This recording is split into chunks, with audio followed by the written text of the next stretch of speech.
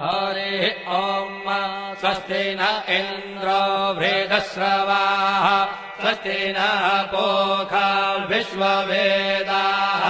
स्वस्ति नस्तार्क्ष्यो अरिष्टनेमिः स्वस्ति नो बृहस्पतिर्दधातु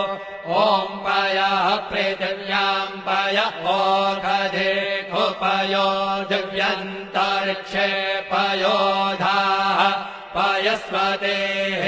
प्रदिशः सन्तु मह्यम् ॐ विष्णोररागमसि विष्णोः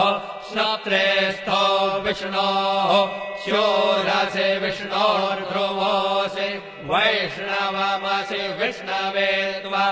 ॐ मद्भिर्देवता वातो देवता सूर्यो देवता चन्द्रमा देवता वसवो देवता रुद्रा देवता नित्या देवता मरुतो देवता विश्वे देवा देवता बृहस्पतिर्देवतेन्द्रो देवता वरुणो देवता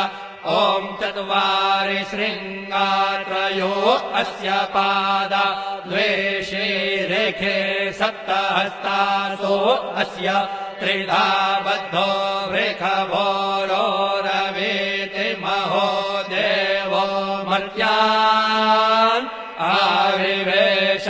नमः शम्भवाय च मयो भवाय च नमः शङ्कराय च मयस्कराय च नमः शिवाय च शिवतराय च